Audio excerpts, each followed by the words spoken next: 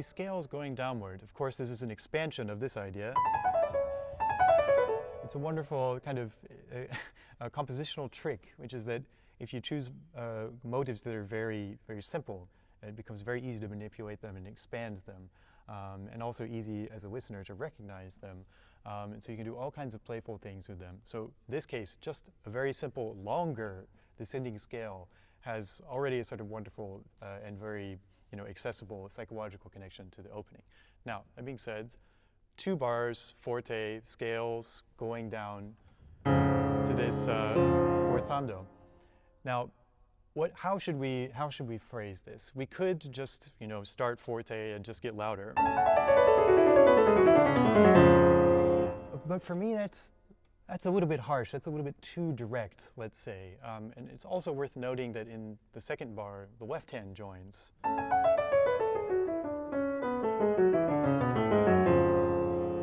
So there's a little trick that I learned from Pam Frank about spots like this. If you're beginning loud and you're going somewhere else loud, maybe equally loud, and you have sort of a long space in the middle, what do you do with the phrasing in order to sort of make it less vertical, make it a little bit more horizontal? Something called a reverse hairpin. So a hairpin means that it's one of these. You get louder and then you get softer. So in this case, you get softer and then you get louder. So I hope you hear that. And I think it also works very nicely in this case because of the left hand entrance in the second bar. And whenever you play solo music, I think it's often useful to think in terms of chamber music, even though you're playing alone. So the left hand joins the right hand here, and you kind of have 2 choices whenever 2 different parts come together. The second parts can either join kind of seamlessly with the other parts, or the other part can almost interrupt, can kind of announce its presence. Now for me, since this is really all part of the same gesture, and since we've already discussed this reverse hairpin idea, I think the former option is better in this case, more sort of seamless joining together.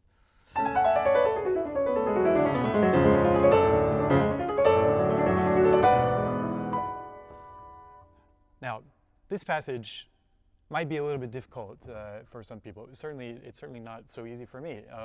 All these arpeggios, and you'll see in the development section, he really goes to town with this arpeggio figure. So it's technically difficult, and it's also musically significant later, and there are a lot of them. So I think it's worth discussing a little bit how to approach this technically. So I have only one small, but I think very helpful suggestion from another teacher of mine, the wonderful Robert McDonald, who says that when you play arpeggios like this, our tendency, I think, as pianists, certainly mine, is to want to think about the thumb crossing under, in this case, the 4th finger. But even if you just look, kind of take that idea visually, and certainly if you think about the sensation of doing that, it's quite awkward to move your thumb always underneath like that, isn't it? And I think much easier than trying to do that and play a very literal finger legato, especially when you have a faster arpeggio like this, is to actually not worry about moving the thumb under at all, but instead move your entire arm and hand just horizontally over to the next position in the arpeggio.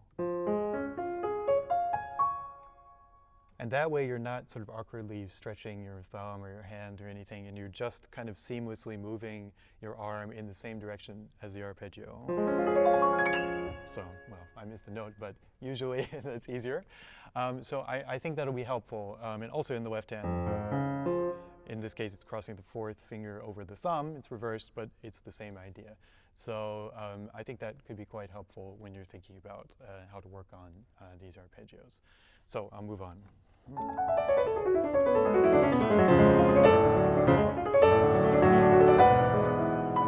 little bit of time before that, since this harmony is so sort of poignant and unexpected. And then here, light and playful. Same thing with the reverse hairpin.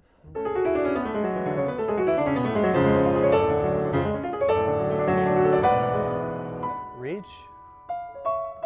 Voice to this middle voice.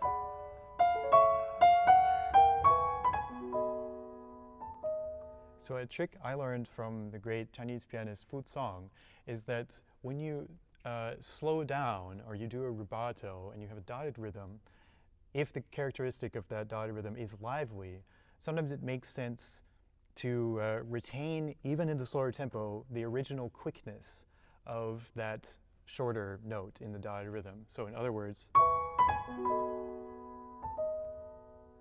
and I think it makes it quite a bit more playful as well. So, wait, now something new.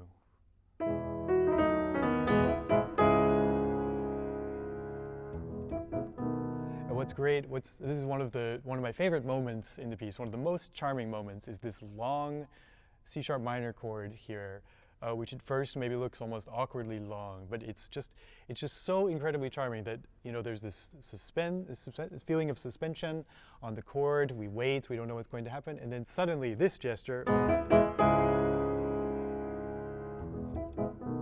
comes an echo in pianissimo and inverted, you know, going down instead of going up. It's the most playful and charming thing ever. So the more you can do to feel that sort of poetically, to, you know, feel the rhyme of up, waiting, and then down in pianissimo, you know, the more charming it's going to be.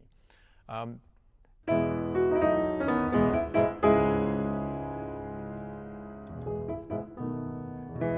here I like to introduce this kind of tenor voice in the left hand. You know, another dancer joins the fray.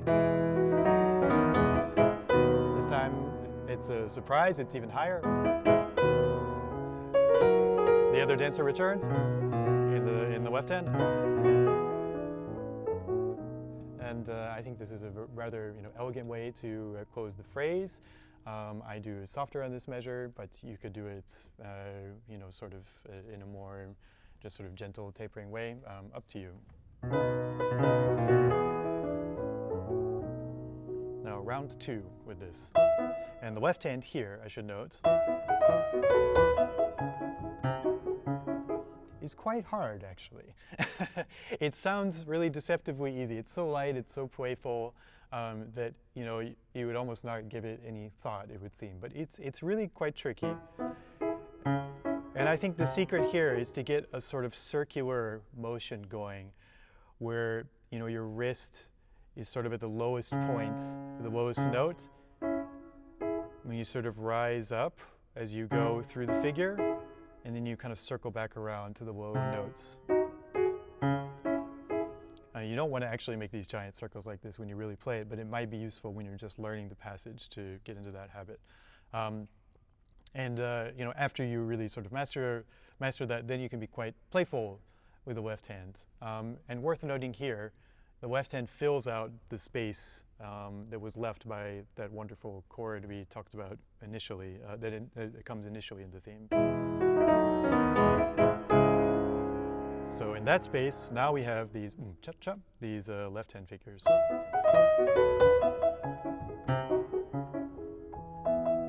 Show the rhyme again, going down.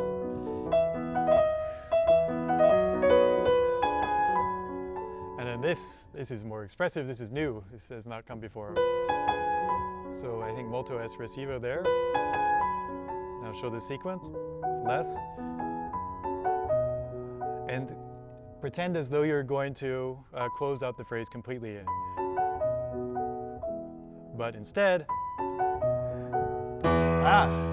total shock. And now the music really, the dance really takes off and it becomes kind of a celebration.